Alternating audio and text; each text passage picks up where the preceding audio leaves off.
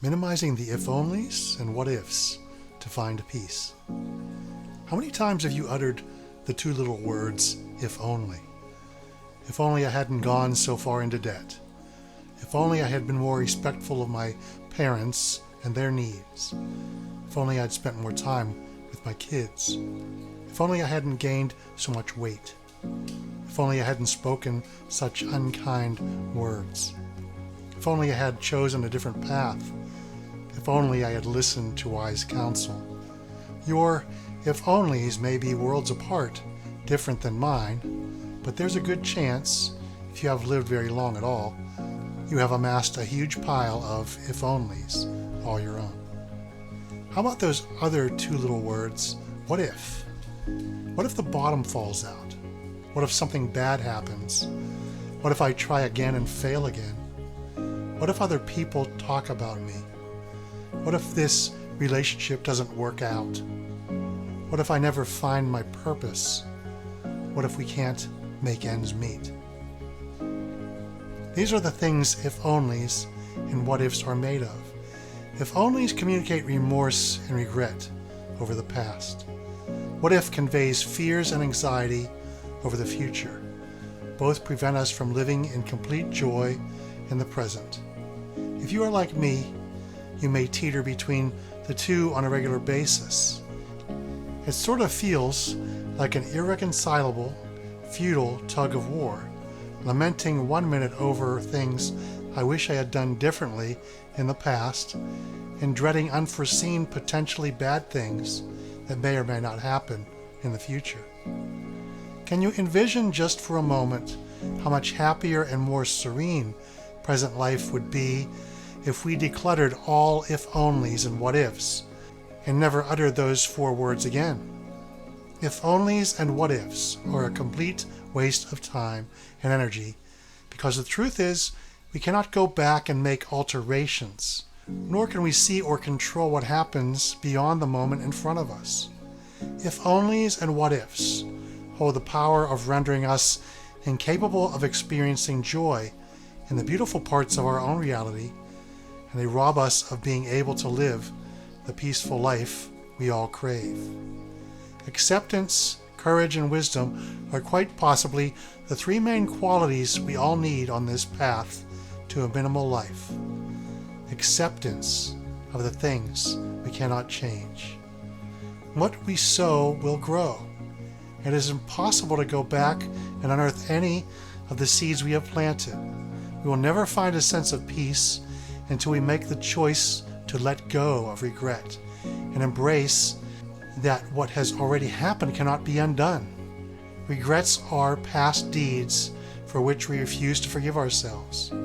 Surrendering the grudge we are holding against ourselves is extremely liberating and conducive to peace. It is completely okay to finally forgive yourself for doing the things you wish you hadn't. Leave the past where it happened, let it go, and walk on. Courage to change the things we can. Since we can't rewrite the history of our own actions, why not focus our energy on learning the lessons our regrets have taught us and start courageously applying that knowledge to present and future behavior? Why don't we stop obsessing over what we can't do and redirect that energy to what we still can? While we can't change the way we may have treated departed loved ones, we can recklessly and wholeheartedly love and care for the important people who are in our lives today. Whenever possible, we can say we're sorry to people we may have hurt along the way. We can nourish relationships with our children and do our best to make up for lost time with them, regardless of their current age.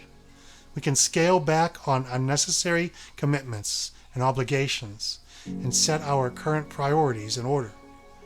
We can pay off past debt and stop buying things on credit. We can make better eating choices, start exercising, and lose excess weight.